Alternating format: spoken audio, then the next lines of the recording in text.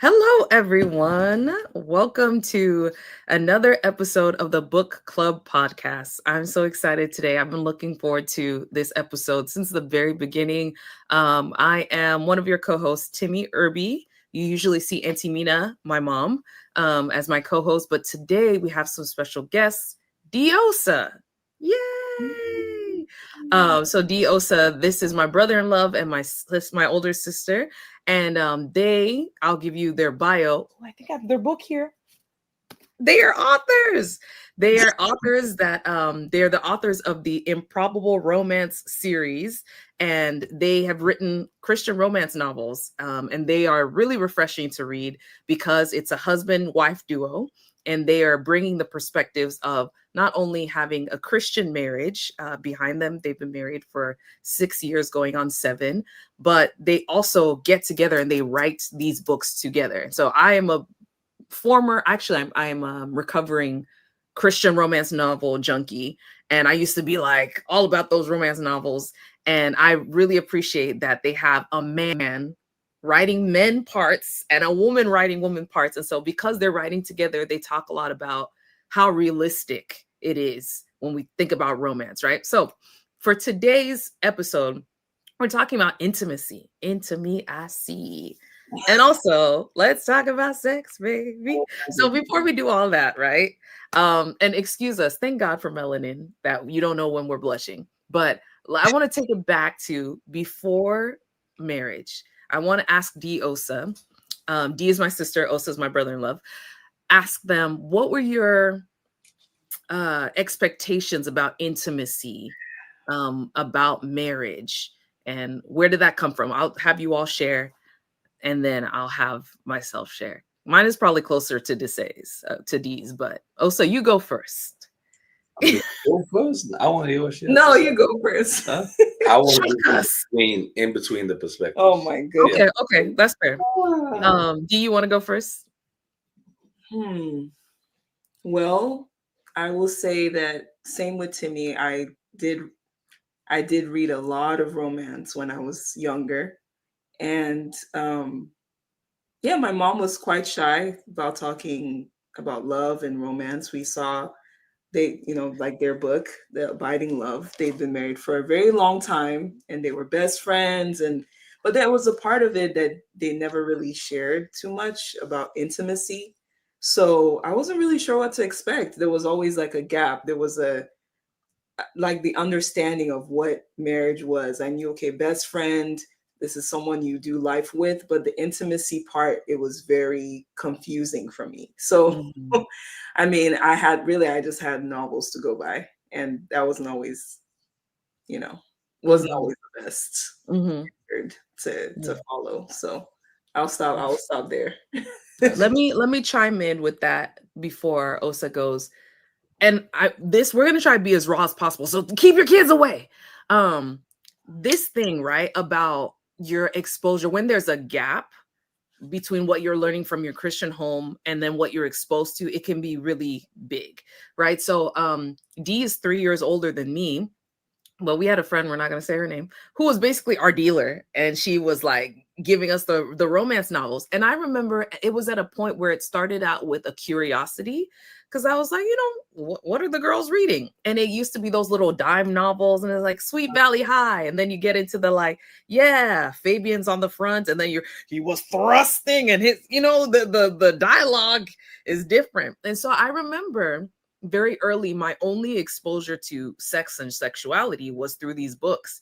And we don't talk about it a lot for women. We'll probably reach this later, but some of that stuff is borderline pornographic. You're reading it, but you're reading some pretty explicit sex scenes. And I was like 12 reading those kind of novels. So that's what I was consuming, right? And it was filling me up with this idea of how men operate, and how men operate and what they're able to do, and what you should expect in the bedroom, and romance and things like that. But then in my real life, me and Dee took a True Love Waits pledge, right?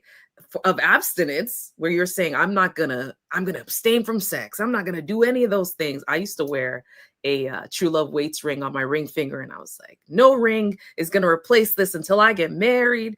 I'd lost my True Love Waits ring in a fountain at college, and someone was like, "Is that the only thing you lost?" I was like, "Oh God!"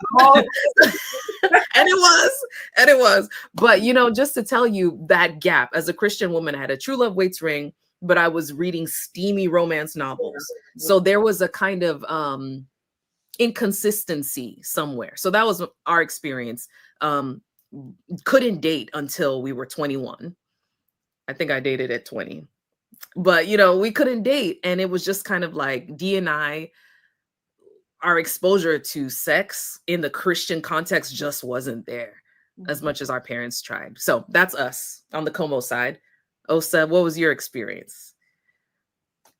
I mean, I was raised pretty much in the same way you guys were raised, but I'm a boy, so I'm a man. So my experience was different in the sense of like experimentation.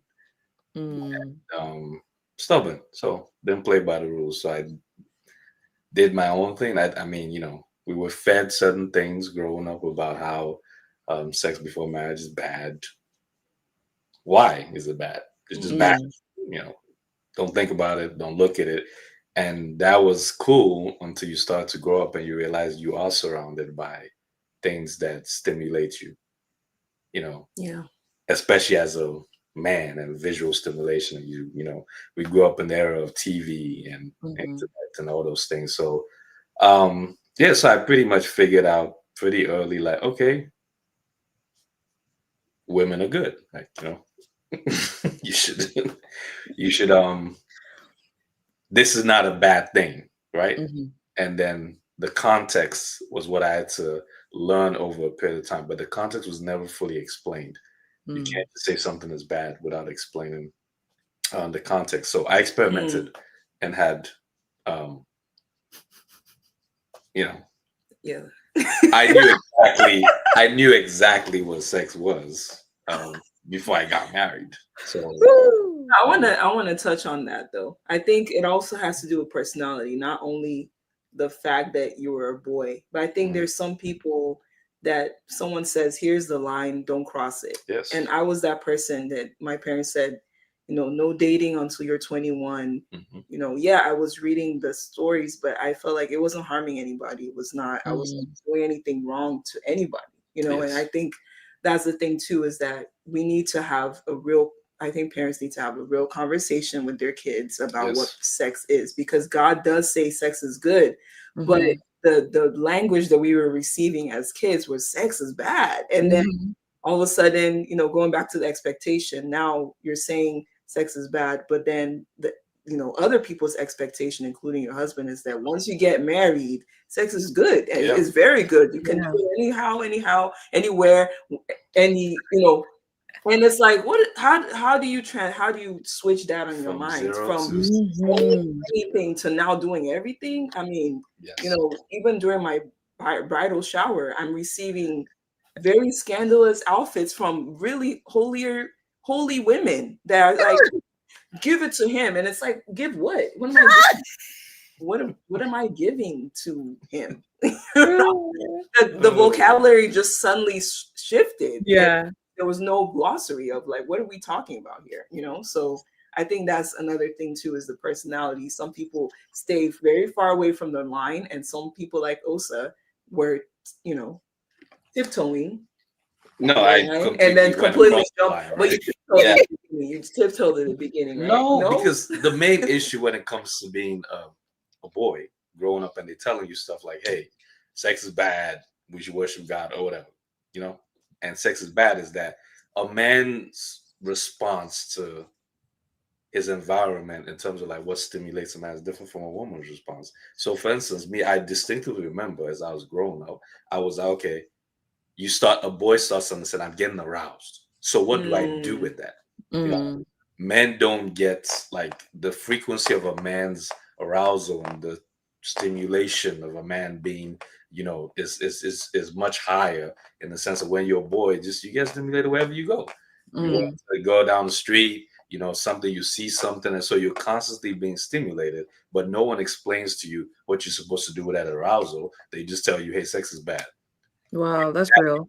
That is the beginning of the evil that seeps Mm. into, because now you're being aroused wherever you go, and they said sex is bad. So of course, then that's why a lot of boys fall into The M word. right. Mhm. We can say the M word, masturbation. And Yeah. what could be marriage, girls. So, Sorry, masturbate. Sorry. yeah, but even worse. I mean, some people get married just because of that too. So Right. Some That's people true. get mad because of that, but masturbation, but pornography yeah, that's is right. Yeah. how you are aroused, and they have told you that you know sex before marriage is bad. So you buy into that evil that, okay, well, sex before marriage is bad, but masturbation isn't. Yeah, because it's not hurting It's not hurting anybody. you. Yes. Yeah, Yeah, that's the same and that's thing a with the that's a worse pornography. evil, because that's how the devil sets up people, especially men, for failure before marriage even started. So Yeah. that was one of the expectations, but because I had such a long period of not doing anything, Mhm. not having sex, not masturbating, before I got married to her. And so because of that long period, it was able to kind of like almost a detoxification of Mhm. Hmm. my system and my expectations. But even still, when I got married, I was still trying to do some ninja stuff, like they Wait, you know, wait. There's that so was many that. things you said that I want to ask you. Hold on. Let Yeah. me think. Okay, let me pause and say this. I love that you brought that up. That what do you do with these very natural feelings, right? That people aren't talking about. And I think we spend a lot of time talking about, like, men, they're stimulated by what they see. And it's a real thing. But even as a woman, there are times where it's like their feelings, their all Mhm. sorts of sensations. But I think sometimes we don't talk about what women do with that. And I think as a society, we just assume that women are just handling their arousal in very innocent ways. And it's like, yeah, she just figured it out. And I remember I kept when I was in my late 20s, I kept finding out friends were like, oh, I made a mistake. I slipped up. I did this with this person. I was like, so I was so holier than thou and so judgmental. I was like, they just need to get a grip. They just need to have more self-control. And then I got in a relationship and I was like, Yeah. many times it's that when you don't have the opportunity to sin, when Yeah. you don't have someone who's there that you actually have to resist, Yes. it's not a temptation for you. Because at least for many of us women, the idea of as a Christian woman just be sleeping around, it's worse than for men. It's not that it's readily available. You have to enter your foot into it. Yeah. But a lot of times we don't take into consideration, like, oh, you're just not tempted because it's not in your face. It doesn't mean that that temptation doesn't exist inside of you. um oh man, oh, so you said so many good things. Can you go back to where you said, dang, so you were talking about, like, when you go this long period of time without doing anything, what, and it's detoxifying you, what do you, talk to me about that season? What does that look like? Because the arousal's still there, the temptation is still there. What had to switch in your mind as you were preparing for marriage, which you didn't know when it was going to happen? Yeah. Yeah. Um, that's the beauty of being a child of God, right? Is that everybody has steps and things and ways, but it's like God does the work for you. Mm. All you have to do is like just thug it out, Mhm. for lack of a better phrase, right? And so in that season, like, yeah, I didn't know that I didn't I hadn't met my wife. I didn't, there was a season of frustration. I was like, okay, who is she? You know, I see this one and see this one, but God had to rewire my way of thinking and my brain, especially in sense of like the things that I was attracted to and that would sometimes blind me from seeing certain things. Mm. God had to rewire my brain to start seeing other things as more important. So even like the whole concept of you see something, a man, like how Job said, I made a covenant with my eyes. Why should I look upon, even that aspect of look, but your brain is rewired in such a way like you looking, and just to be real, you're looking at a woman, but you're not undressing her. You're not Mm, in those terms. So having to more of like pivot from looking at women as, for lack of a better word, objects, and looking at them like, oh, friends. That's someone's daughter. That's mm, and just having, looking at them in a different light. So God had to rewire my brain in that way. And that's what I always tell guys is like, if you just approaching every woman like that's your potential spouse, come on. Like, that's yeah. that's dangerous because you Mhm. have to approach women like, hey, this is a daughter of God. This Yeah. is a woman created a person created an image of God. And hey, I'm going to show her love, independent of whether or not I think who she is. And as a single man, I had to rewire to start thinking of women in that way instead of the other way that I was thinking. So it was a period of detoxification in the sense of like, hey, you have to learn to not look upon women with lust, and you have to also just a complete rewiring because it was difficult. There were Mhm. many things, there were many different habits that I had to kick after I got saved, but that was the hardest. Yeah. Was the ability to, because everything is a trigger, like how you spoke about arousal, like women get aroused too, but women kind of have to do more work to be aroused, right? Like a woman pick up a book or do something. A man, or you could be completely minding your business, living your life, and something happens, right? You see an image, and it's amazing. Up to now, it still baffles me how quickly it happens. You just see a simple image, you know, you hear something, and just like that, now all of a sudden you have sex on your mind. Mm. So for a Christian man, that, oh, hey, it's almost like you're like, hey, hey, hey, hey, hey, hey, hey, and because you're being bombarded. But with me, um it had to be a full detoxification, because even when after I got saved, I was hearing many different things of, hey, oh, hey, people saying, hey, you're not supposed to do this, you're not supposed to be this way, but also seeing like a lot of us men deal with the symptoms, not the disease itself, which is a lot of Mm. us, right? So we deal with the symptom of it, but lust is the thing that feeds everything else. The Come on. the porn, the masturbation, is the engine. So me and God had to deal with that. And I always tell her, I said, just being straight up real, right? I tell her, it's like, what is the sin that does so easily beset me? I always tell you that, right? It's lust. That's my sin that does it beset me. So you have to learn to allow God to do his thing inside of you, so that he can deal with the disease, not the symptom. Come on. That's a word. That's word. Man, that was rich. I want to go back to something you said about the way that you address people, not everyone being your potential spouse. I thought that was a really healthy mindset shift, right? Even for us as women, when you get to a certain age, you start to be, where's my man? Where's my husband? Where's my covering?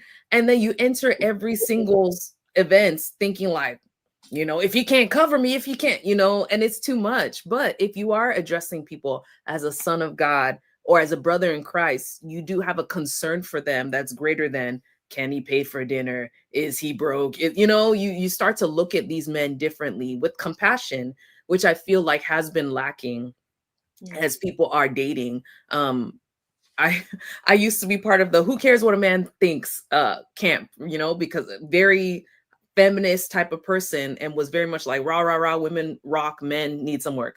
But now I'm like, no, compassionately, everybody needs the Lord, everybody needs help, and it's good when you can start looking at people that way, as friends, as brothers in Christ first, and then shifting your view.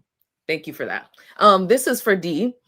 I want to go back to what you said about the comments at your bridal shower, which we heard that was give it to him, right? Can you tell me about that shift? So you get married and it's like your wedding night and you're like, it's just me and this guy. And now I have to I have to rev myself up. What was that transition in your mind like? What has that journey been with it being that we were raised very like straight and narrow, and now you have to open yourself up to this idea of the marriage bed being undefiled? What does that even mean? Yeah, I mean, I think it's different for everyone. For me, it was specifically um, difficult because of there was some trauma in the past. So when I'm dealing with trauma, but also the fact that we at church don't really talk about it. We're talking about the True Love Waits movement as well. And so again, we didn't have training. Like when we had our marriage counseling, the this talk on sex was 10 minutes. You know, it wasn't much on anything. And I understand that in the body of Christ, sex is a very uncomfortable topic because the world has glorified it so much. And so be of the world, but not of it kind of mentality is that, oh, they already talk about it. So we're going to focus on holiness and sanctification. But again, like you said, the marriage bed is holy, right? And it's undefiled. So for me, it was a conversation with Osa. I had to have that with him even before we got married. And I had to tell him the what is it, the strongholds in my mind. Like this is the stuff that I'm dealing with mentally. So in order for me to get to that point where I'm giving it to you, it's going to take some time, and thankfully he was understanding and he was patient. So we got pregnant right away. So it's still a journey. We're 7 years in, but I think with marriage and also sex, I think it's important for you to be best friends with your spouse. You need to develop that friendship, which Mom talks about in the book. That if you are friends with your spouse, there are going to be some conversations that will be easier to have when it comes to around the topic of sex.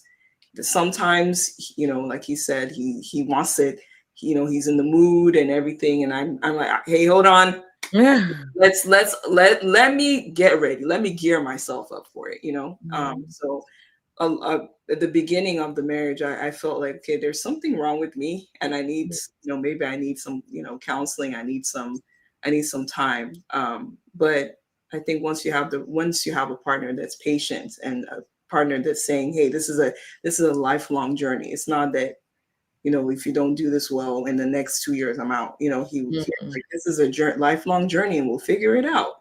So I think that helps the person that's, more what's it called, more reserved, more conservative, to come out more and be more adventurous, more open, more leaning into it. So yeah. No, it's good. Also, what about you being on the other side as Dee is going through that? What was that process like for you? It was tough,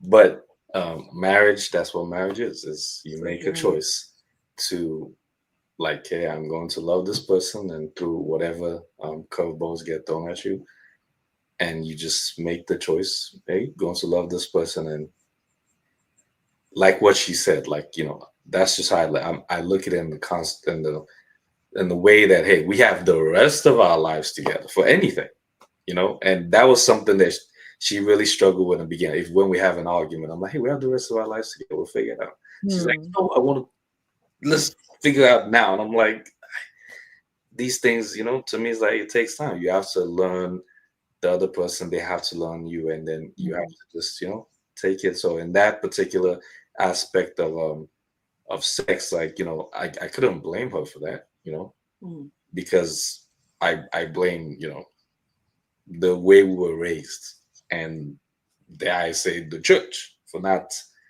where people are getting queasy over Song of Solomon and clutch my pearls. Yeah, I remember, like, you being, was it like high school, secondary school, right? And you go and they're like, oh, talk about Song of Solomon, and then even your parents are like, they laugh. And you're like, guys, like, what is actually happening in Song? You have like 5 kids. What are we talking about? Yeah. But not what is actually happening in Song of Solomon. Nothing. That's true. What they're talking about, body it's They did say you're It's something. Your breasts are like something something. or something like that, whatever. Hills. What is that? Like, you know what I'm saying? We grew up in the era, Imagine hearing about breasts in the Bible. You're like, what is going on here? but that's the thing. Yeah. The where else did you learn I about know breasts? exactly. But like how it says, hey, take Jordan, the wife of you, let her breasts always satisfy you, right? Okay. It doesn't say that Bible. It But does. you're- It does. It does say that. And it was Solomon that said that again, right? People should put that on top of their bed. I think it was Solomon, or maybe it was David. I don't know. No. Anyway, They- David, It wasn't David. Solomon would definitely say that. So yeah, so it was to, so I couldn't blame her for that. She told me about, when she went to the shower and they were like, yeah, give it to him. And I was like, yeah, give it to me. But I was like, well, Give it to me. it's going to take time. And there were times where I ran out of patience. Mm. I was like, okay, because like the book says, man, buddy, no be firewood, right? Which means, hey, I got blood going through my veins. So yeah, so I'm like, hey, you need to, like, come on, figure it out. What's happening, Yeah. and stuff like that. So there were times where I ran out of patience, but for the most part, I'm like, I can't really blame her for how, there were many things that conspired to make it so, and to me it was this is a very deep part of the things men struggle with. And talking to many different guys, is like, for me it was like, hey, God, me and you have worked at this. We have tried to eliminate lust, and we tried to eliminate masturbation, eliminate all these things. And you're like, yeah, waiting for her when she comes. Oh yeah, it's gonna be on. It's gonna be smooth sailing. And then all of a sudden she's looking at you like, oh, you're like, God, Right. What happened? this was not the deal, Yeah. And then so you have to, because you expect as a man, after doing all those things, that hey, you're just gonna get married and your wife is just gonna be superwoman, right? So, but that's not what happens, and a lot of men get very discouraged by Well, that. I mean, I will also say for that, when I was single, a lot of, again, I was telling him when we were first year in marriage, I said there were locks put in place. Like, this is a door you cannot open. And so it's not, oh, now I'm married, now I'm yanking the doors open. It's something, it took time to lock those doors. It took time for your mindset to be set and said, you can't look at that. You can't think that way. You can't feel that way. I didn't do certain things. And so for me not to do those things, I had to put locks in place. And so now I'm married, it takes time to unlock the doors. And I think it's not only women too. There's some men that live like monks, and they're, Yes.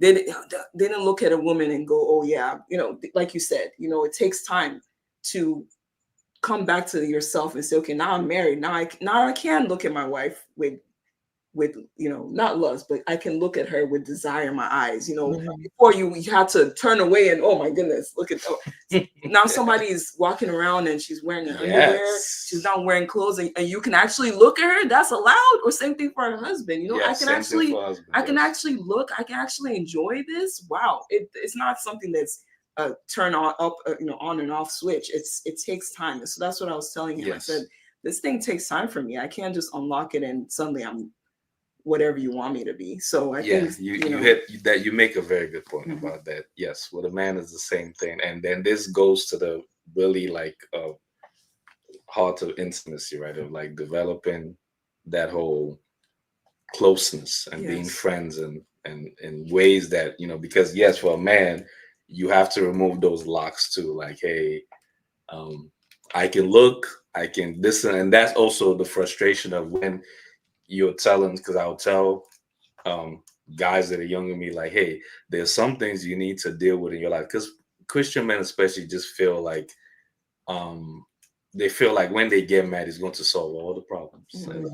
Everything's going to become like no, it's not going to solve the problem, especially the misconstrued aspect of Christianity. Of it's not that people necessarily talk like that, but there's a thing that, oh, getting married solves the problem of masturbation and pornography. That is it makes it worse. How does it make it worse? Because now you have someone that's always walking around, or walking a constant stimulation that's Mm. walking around that's like, hey, hug me, touch me, love me, and all that stuff. And every time she touches you, you're like, whoa, are we doing it? And then she's like, no, I don't. I just want to hug. I just want to hug. And now it's like, whoa. And now you're like, now cold showers, as they say, you know, and you're like, whoa, God, what is this? You know what I'm saying? And so it makes it worse because you're being constantly stimulated versus when you were single, you could lock yourself in a vault and be like, hey, I'm not even doing nothing. I'm not just keep your eyes down. Hey, you know, how you doing, brother? Also, yes, thank you. You know? But now she's everywhere you look. Huh? That's what you did. Oh yes, thank you. Not quite like that, but I just, you know, like I learned to do certain things because like we were talking about the issue of how I had to learn not to get myself into trouble. So I learned certain habits when I got saved of, hey, you don't have to look a woman in the eyes. You don't have to do, which I used to do that all the time before, like, hey, how you doing? You know? I'd be like, oh, hey, how you doing? You know, hey, you know, good to see you and everything. So someone would ask me like, hey, you know, did you see a woman in a yellow dress? I'm like, who? And they're like, she just walked by you. And I'm like, oh, I don't know what she was wearing because you have to like, you know, if you know what your issue is, right? If you know that easily besets you, you have to run away from it. Please. Yeah, it's not, the Bible didn't say play with it or talk to it. It's like you have to run away from it. So that's pretty much what I had to start doing. No, that's real. Man, y'all said so much. I love that. So, and you're also challenging me to be a little bit more mature in some areas. So I am like the opposite, where I'm pretty sure I was repressed because I was just like, I'm about to get married and I'm about to die. It's gonna be crazy. So I remember when people were saying, give it to him, and I was like, yes, I will. You know, I was very excited. And I remember just thinking all of the years of abstinence was just like building up all of this tension. And to be honest, and I hate talking about this, but it's a real thing. I did have an issue with masturbation like early on, right? Because I was like, I'm abstaining, I'm minding my own business, I'm not hurting anybody. And the Lord arrested me about it when I lived by myself, like no accountability, no check-ins, nobody just randomly popping up in my house. And he was like, you can't be in this house just doing foolishness, living alone. And so when I was living alone was when the Lord like got my life together. And so then there was all of this tension. And when I finally got married, I said, today, they're going to see me today. And I remember just having the expectation that the reward for waiting well is a robust sex life. You just going to be doing, this is very graphic, I don't know, but you know, a robust sex life. And my husband had also been on this like celibacy journey. He did a lot of ministry and things like that. But this is the thing I didn't realize about a man of God, kind of like what Osa is saying. When the Lord has dealt with you with lust, it enters you. Those habits of holiness, you have to be like, oh, I won't do this and this. So my husband was actually a very principled person that when we got married, I was like, hey, yo, you know, I'm thinking all the stuff. But my husband, I'm probably going to have to edit this out, but we had a conversation where he was like, I have to remind myself that sex is available. Yeah. That this is a thing. I can do this now. Right. And so, you know, as a red-blooded man, it's like, oh, we want to do this, but you have to remind yourself that this person is my person. I have to like do it. And so we got married and got pregnant very quickly too. And so that also changed what intimacy looked like as well, right? And so I think that's one thing I want to talk about also, how you make that adjustment when it's like your expectations are like, yeah. But now you're like 7 months pregnant and it's like, it's not giving Victoria's Secrets. It's not giving, you know, all the stuff. And how do you adjust your mind? Because you guys talked about it, like being mature and giving the other person patience, but like adjusting for what your body's doing, adjusting for what your partner is doing as well. So I want to transition to like, how do you adjust? But then also, how do you show intimacy in non-sexual ways to show your partner that you care and there's warmth and there's, you know, this is the part that I'll admit, all I know is it's sad. All I know is sex, right? So I had to actually go back and learn, like, how do you romance a man? You know, it's like, hey, babe, how are you today? Like touch his arm or something. And I feel it's so Correct. elementary, but nobody talks about what does non-sexual intimacy look like, you know? So I said a lot, but What does you know, how do you make your spouse know, like, hey, I like you, or like, Yeah, I think, it goes back to that friendship thing. You know, um I think for me and Osa, we spend a whole lot of time together. And we're writing these books together. And when you're writing books together, you a part of you seeps into the books. So a part of what Osa likes seeps into the book, and what I like seeps into the book. And somehow we'll pause and talk about it, or he will read it and say, "Oh, I didn't know you like that," or I read something that he wrote in a guy's perspective, and I go and we talk about it and say, "What do you like that kind of stuff?" And he's like, "Yeah, I like this. I like, to the non-sexual parts, right?" So remembering something that he likes, that he prefers, or him remembering something that I like. Like one thing Osa does is when he drops off the girls at school, he'll buy me some a breakfast thing without me asking for it. I'm okay. This guy really does like like he really does. And when it's not following, oh, now you have sex with me, then it's even more what's the word endearing? meaningful, yeah. Mhm. Because it's not like, oh, I'm doing this because I want you to give it to me tonight. It's just, oh no, I want you to eat. I want you Mhm. to take care of yourself. And so I think it's just knowing, not love language, because I feel like that's sometimes really cliche, Yeah. but it's just knowing the thing that makes your your partner's heart skip a beat. Like if you go back to before you could even have sex, when you were dating, what were you doing to make Yeah. that person feel special, feel loved?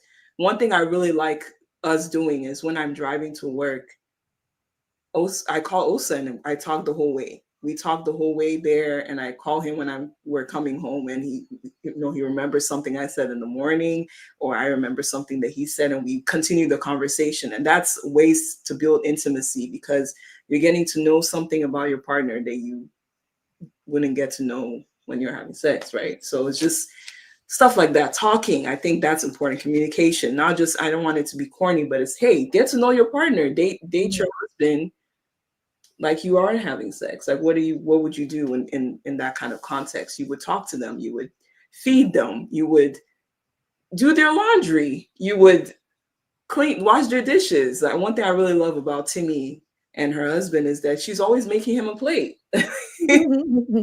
Together, she's always making him a plate. And that, I'm sure Tyrell's really feels special about that, because he's like, wow, she cares, and she's, looking out for me. So yeah, I think those are ways that you can build intimacies, that I actually like you. I want you to be healthy. I want you to be full. I want you to feel like I see you. So yeah. That's good. Also, what about you? What does intimacy look like? Oh, that was the question. Mhm. Okay. or like what are the non-sexual ways to connect with your spouse, essentially? Yeah.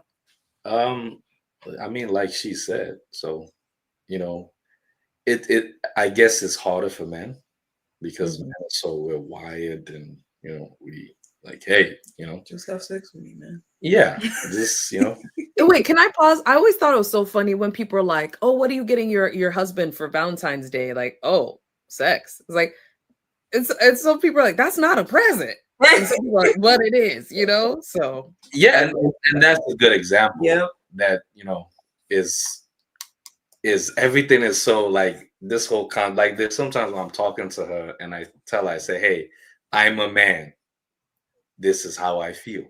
Yeah. And she's like, well, maybe you shouldn't feel that. And I'm like, hey, I'm a man, this is how I feel.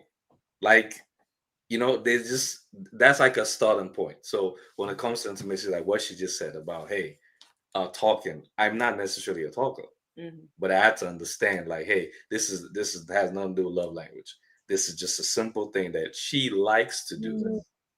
She likes when I do this, so I will try to do this. That's Mhm. simple. And then that builds, intimacy. And not to say that, not to necessarily say that intimacy is more important to a woman, but it is necessary for your wife to be able to build intimacy with you and start paying Trust. attention and trust and everything. Is like you have to feed, you know I'm saying it's kind of like the whole concept of what we're talking about the other day of Jesus and asking Peter, hey, do you love me? Your wife is like, do you love me? And Peter's like, yes, I do. And Jesus is like, well, feed my sheep, feed me, you know, Mm, feed me. You can't just say you love me and not do feed me in ways that nourish my soul mm, and make me feel like, wow, I'm growing. Mhm. So if a woman is saying, hey, oh, he loves me, but he's not making you grow and he's not feeding your soul, then you need to ask yourself what kind of love that is. So mm, as a husband, the first thing is like, hey, feed your wife. And as that intimacy, as she starts to feel safe and secure and start to be like, wow, this guy, because I think what most husbands struggle with in talking to different men is my wife loves me, but I don't know if she likes me. mm, You know what I'm saying? Because like, yeah, love, she knows how to love, Mm. that's inbuilt in a woman, but I don't know if she likes me or worse, mm, I don't know if she respects me, and with a man, we're not inbuilt with necessarily love. Now, of course, society is changing and men are being raised in different ways than how men were raised before. So mm, some, you know, nowadays love comes easier to certain men, but with me, um it wasn't necessarily the case in that way. So to I had to pretty much pray to God and say, hey, God, that was a prayer. And I told her this before. That was a prayer in first year of marriage when she got pregnant right away. And I was like, whoa, right before my eyes, she is changing, you know? mm, And the woman that I was dating now all of a sudden is this different woman, this woman that was kind of like confident and secure about certain things. And now she's entering into a different season she's never experienced. And now she's mm, panicking. And now she's fearful. And now there's all these different things that happen. So I had to pray that prayer every day when I didn't understand what just happened the previous day. And I'm like, yo, God, teach me how to love my wife. mm, I'm saying, in the way she wants to be loved, because my definition of love and how I want someone to love me could be very different. So in praying that prayer and in God teaching me how to love my wife, then that was me getting in touch with the side of me that could better understand how I wanted to be loved too. try. My eyes started to water. Ooh, that was. I think we complicate it. To know that it's that simple, that could be your only prayer. Lord, teach me how to love my spouse the way they need to be loved. And I think even what you said about D earlier, when D had the baby and all of a sudden now she's a different version of herself. I think sometimes even in our marriage, I'm like, "Ooh, I've changed so much and I am not as Yeah. rah-rahs. Ooh, Jesus." And I think it's so beautiful that you can invite the Lord into that you can ask him Oh, to yeah. make you a better spouse. Um, wow, that's so It's real. it's so beautiful that as a husband, not only are you covering, but you're asking the Lord to give you a perspective that you don't have. Um, because I think it's hard sometimes to be a good spouse if you want to do it well, if you take it seriously. And you have to acknowledge the things that you don't naturally do well. And um intimacy is such an important thing. And it's not just sex, it's like listening to the person and caring for them. And I think marriage shows you how selfish you are, Yes. and you don't know how much you don't know how to love a person out of yourself, and it takes the Holy Spirit to teach you. And so um I'm probably going to wrap up the interview here, but I want to say that inviting the Holy Spirit is such a powerful thing. And it's probably the best thing you said. That simple prayer. Lord, teach me how to be a good spouse. And teach me how to love my spouse well. Teach me how to be better at sex. Teach me to overcome this lust thing. Teach me to be patient with my spouse as they're, going through whatever change, right? And so I really appreciate this chapter, and I appreciate you all being transparent about the journey, because nobody's marriage is perfect. Nobody's marriage has arrived, but the fact that we don't do it alone, that we have each other, those communications that you have where you say like, this is where I'm coming from, or this is what I'm expecting, and these are the places I want us to grow. Only the Lord can help you do that, and yes, there's sex therapy, things you can go do, and marriage is weird because you can't really tell your friends about your sex life like that. So your friends are not going to help you. Your siblings can't really have that conversation. It's you, your spouse, and the Lord, which is a dream team, So anyway, Amorques, thank you, Diosa, for being with me for this conversation. Please read this book, Abiding Love. Read this chapter on intimacy. It's actually chapter 4.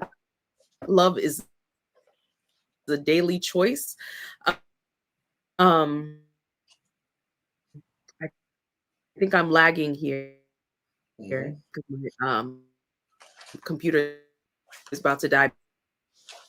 But thank you so much for joining us. Please stay tuned for the next episode, where we'll be talking about the chapters in the future.